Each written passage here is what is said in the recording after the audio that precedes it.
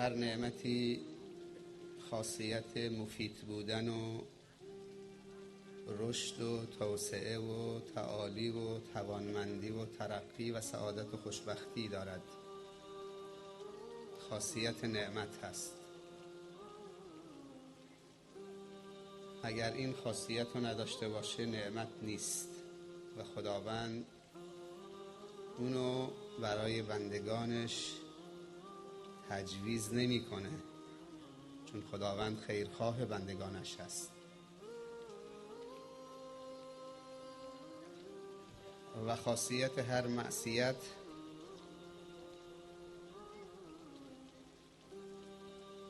نجس بودن و فساد بودن و مضر بودن هست.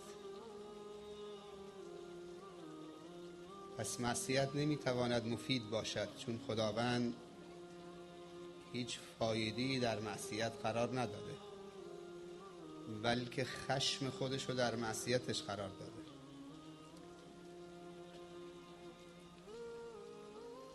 و طاعت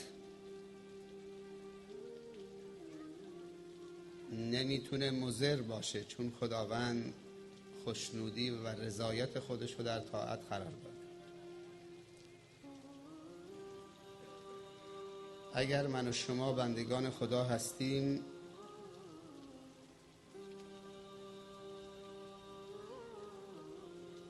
فقط باید اون چیزی که خداوند برای ما مصلحت دونسته انتخاب بکنیم. اگر نکنیم حسن انتخاب نداشتیم. پس جز خودمون احدی رو سرزنش نکنیم. هرچه کنی به خود کنی، گر همه نیک و بد کنی. کس نکند به تو آنچه که خود به خود کنی. از مکافات عمل غافل مشو، گندم از گندم بروید، جو ز جو.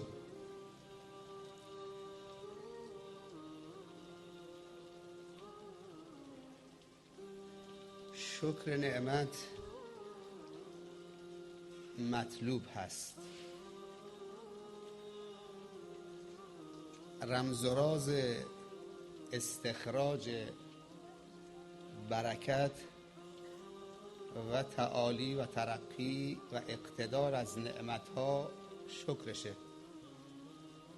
اگر من و تو از نعمتها شکر رو استخراج کردیم، اون نعمت به کام ما و شما خواهد شد.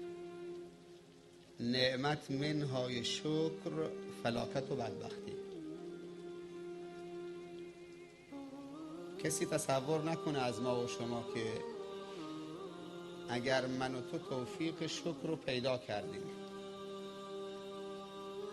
این شکر ما سبب توسعه هیمنت و اقتدار خداوندی بر کون و مکان میشه. این اعتقاد کفره. اگر ما اعتقاد داشته باشیم که شکرگزاری ما سبب تقویت خداوند میشود، این کفره. یا اگر من و تو اعتقاد داشته باشیم که اگر کفران نعمت بکنیم و نعمت خدا رو پایمال بکنیم، هیمنت خداوندی را تضعیف میکنیم و اقتدار خداوندی رو و جلال و کبریای خداوندی رو زیر سوال میبریم، این هم کفره. چون اقتدار خداوند ذاتیه. نه شکر ما اونو تقویت میکنه، نه کفر ما اونو تضعیف میکنه. این حرف خود خداونده در محکم تنزیل. با خدا و خودمون رو راست باشیم. انسان به دو نفر نمیتونه دروغ بگه، باید رو راست باشه. یکی به خداوند تبارک و تعالی که عالم به اسرار هست، باطن ما را میبیند همونطور که ظاهر ما را میبیند. پس خدا رو نمیشه دور زد، باید باش صادق باشیم، رو راست باشیم. هر جا کم آوردیم به گفته مولانا عذرخواهی بکنیم.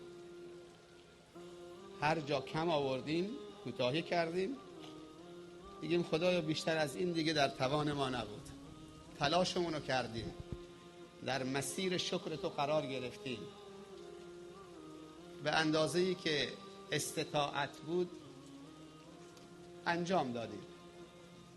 البته انسان طاقت هم داره، ما استطاعت داریم و طاقت داریم و فوق طاقت داریم. استطاعت توان عادی است، به کار گرفتن طاقت یعنی استفاده از ذخیرهاته. انسان یک سری توان و قدرت‌های ذخیره و توشه داره در بدنش، اما فوق طاقت خداوند تکلیف نمی‌کنه.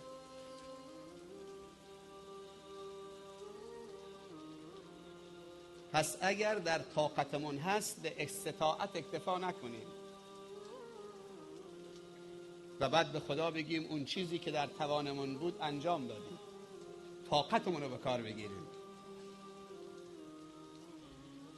خداوندی که از بندگانش میخواد که در راهش جهاد بکنن و شهید بشن، پس این طاقت رو به بندگانش داده. بالاتر از شهید شدن نیزه بیاد تو پیشانیت، خنجری بیاد تو سینه و قلبت، 2 بازوتو قطع بکنن، تو را زنده زنده بسوزانن، در چاله بندازن، زنده به گورت بکنن، بعد بگی لا اله الا الله. آیا اینا در طاقت انسان هست؟ قطعا هست. اگر در طاقت انسان نبود خداوند جهاد و فرض نمی کرد. اما بعضی میخوان به استطاعت اکتفا بکنن، شانه رو خالی بکنن، میل خودشونه.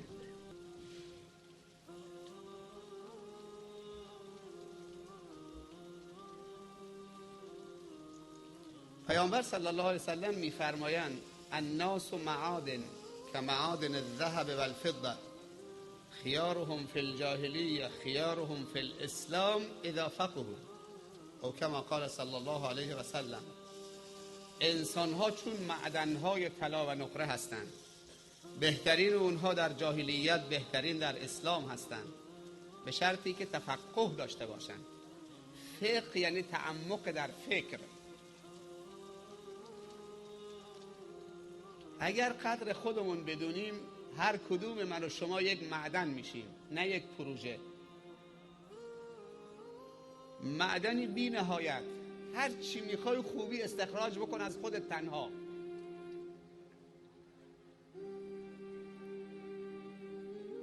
ولی وقتی نظر خدا از انسان برمیگرده چه میشه؟ معدن میشه، پر خیر و برکت میشه، یه معتاد شرابخوار ولگردی میشه که جز اذیت و آزار و فلاکت و بدبختی چیز دیگه ازش ساخته نیست. داستان حضرت حذافه رو شیخ عزیزمون آقای امینی مطرح نمودن.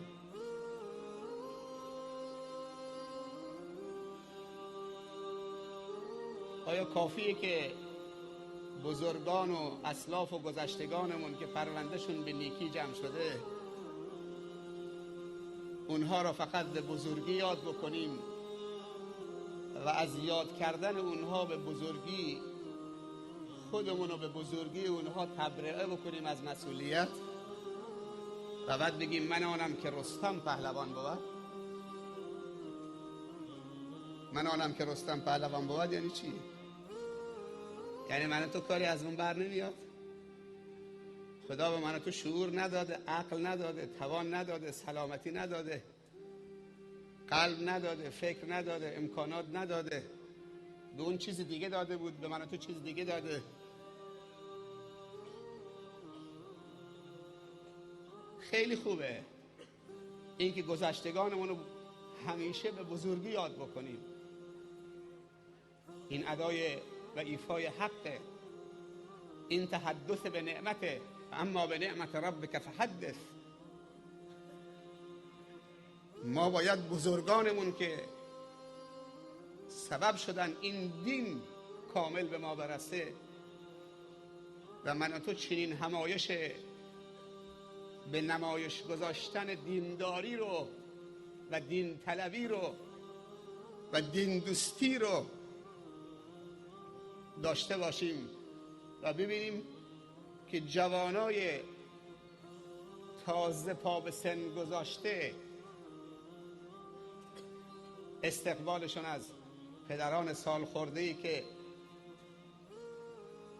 به قبر و لحد نزدیکترن بیشتر موج میزنن. نباید تقدیر و تشکر ازشون بکنیم و دعای خیرشون بکنیم و به نیکی و بزرگی یادشون بکنیم؟ اما ما چی؟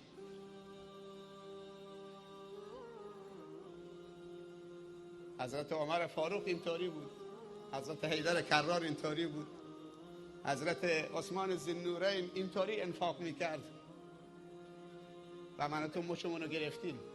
مال خودم برای خودم، مال همم برای خودم، مال حلال برای خودم، مال حرامم برای خودم، همش برای خودم.